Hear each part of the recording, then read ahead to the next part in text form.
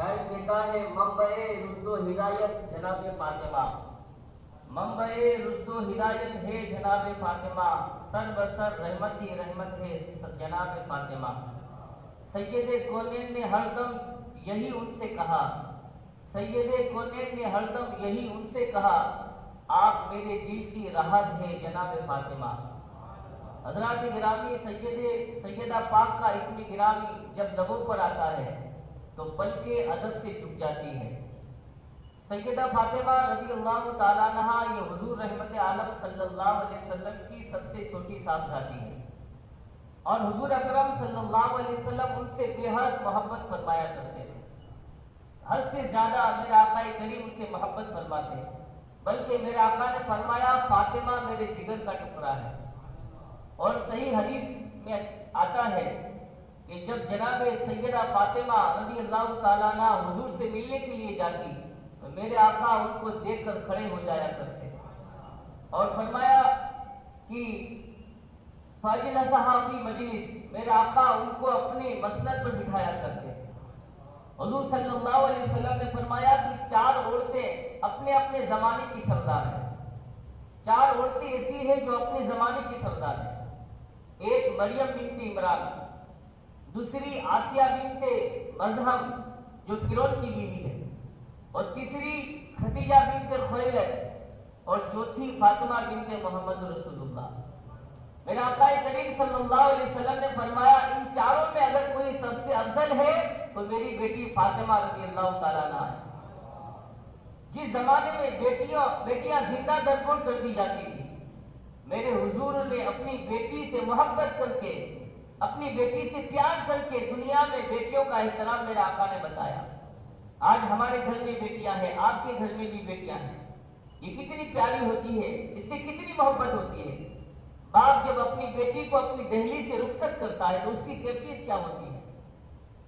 میرے آقا کریم صلی اللہ علیہ وسلم نے بیٹیوں کا مقام بتایا۔ جس دور میں بیٹیوں کو زندہ درگور کر دیا جاتا تھا، اپنے ہاتھوں سے باپ اپنی بیٹی کو قبر کے حوالے کرتا تھا اور مست نشے میں سوتا تھا، چین کی نیند سوتا تھا، حضرات گرامی قوم کا احساس مر چکا تھا، لیکن رحمت عالم صلی اللہ علیہ وسلم نے جو ہے احساس کو بھی زندگی عطا فرمائی، اور میرے آقا نے انسانیت کا بھولا ہوا سبق بھی میرے آقا نے عطا فرما دیا۔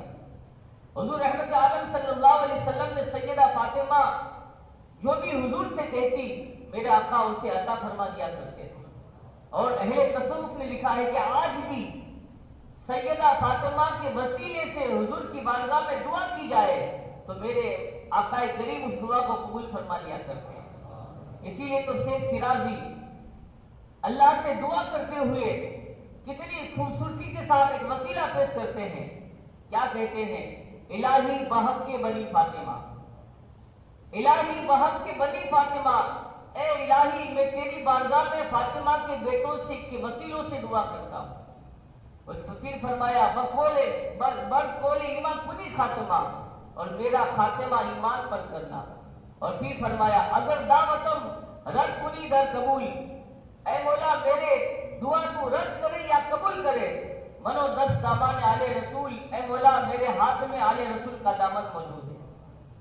سیدہ فاطمہ رضی اللہ تعالیٰ عنہ حضور کو زیادہ محبوب تھی، اور آقا کریم صلی اللہ علیہ وسلم کی نسبت کی وجہ سے آپ ساری عورتوں میں سب سے افضل قرار پائی۔ حضرات گرامی، علامہ اقبال نے کیا خوب کہا، مریم از یک نسبت عیسیٰ عزیز، از سے نسبت حضرت فاطمہ عزیز۔ علامہ اقبال نے کہا کہ ایک نسبت حضرت مریم کو ملی تو حضرت مریم کا مقدر چمک اٹھا، ان کو بلندی مل گئی۔ وہ ایک نسبت کیا تھی؟ وہ نسبت یہ تھی کہ وہ عیسیٰ علیہ السلام کی ماں ہے۔ عیسیٰ علیہ السلام کی ماں کی وجہ سے انہیں یہ نسبت ملی تو وہ سب سے بلند مقام ان کو مل گیا۔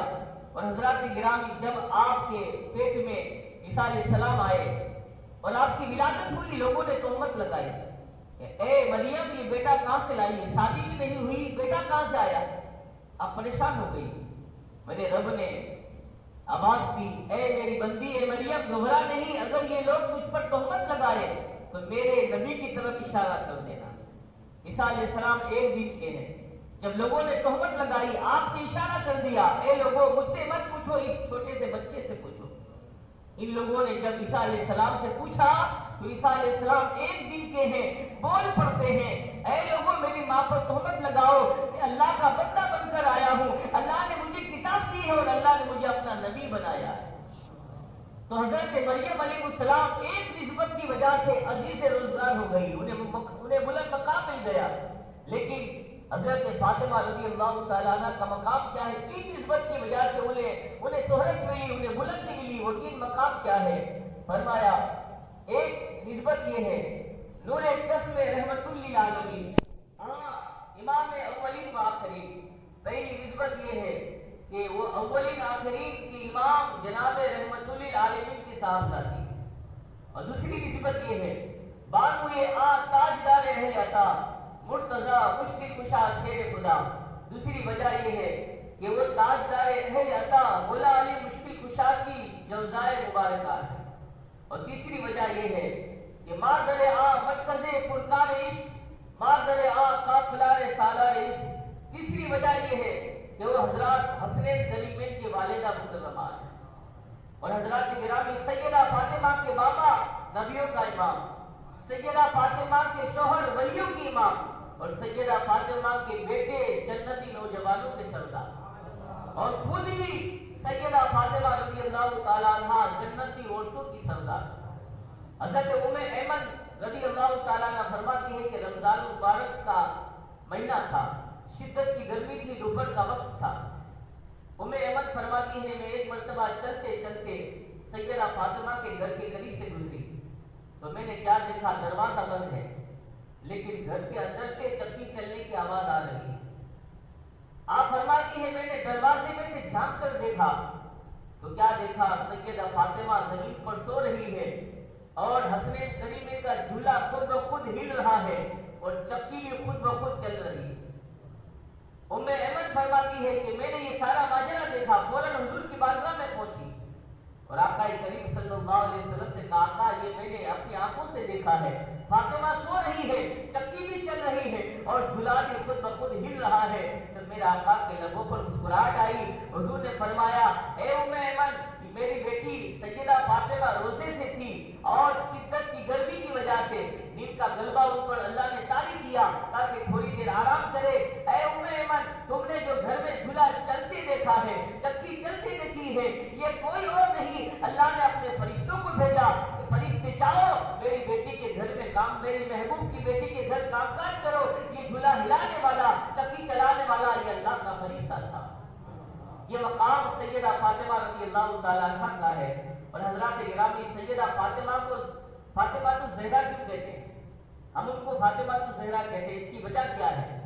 اس کی سب سے بڑی وجہ یہ ہے کہ آپ جنتی عورتوں کی طرح ہیڈ سے محفوظ ہیں، جنتی عورتوں کی طرح ہیڈ سے محفوظ تھی۔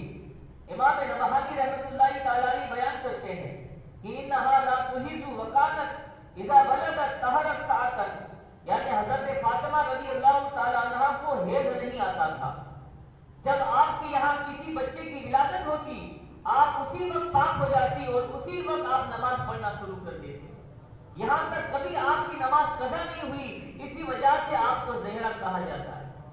حضرات گرامی سیدہ فاطمہ رضی اللہ تعالیٰ عنہ پورا دن رب کی عبادت کرتی، پوری رات رب کی عبادت کرتی۔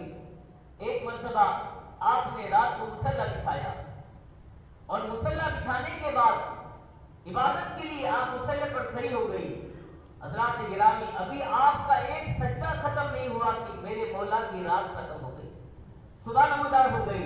حضرت فاطمہ رضی اللہ تعالیٰ عنہ فرماتی ہے کہ اے مولا تو نے کسی چھوٹی راتیں بنائی ہے، ابھی تیری فاطمہ کا ایک سجدہ بھی ختم نہیں ہوا، مولا تیری رات ختم ہو گئی، اے مولا اتنی بڑی بڑی راتیں بنا تاکہ تیری فاطمہ دل کھول کر عبادت کر لے۔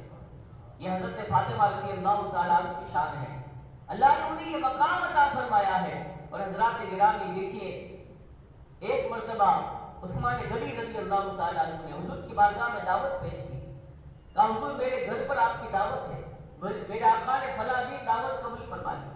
اور جب دعوت کا دن آیا رحمت عالم صلی اللہ علیہ وسلم صحابہ کو لے کر عثمان غنی کے گھر کی طرف جانے لگے تو عثمان غنی رضی اللہ تعالیٰ عنہ پیچھے سے میرا آقا کے قدم تو گن رہے ہیں، میرا آقا کے جتنے قدم پڑتے ہیں وہ قدم گن رہے ہیں.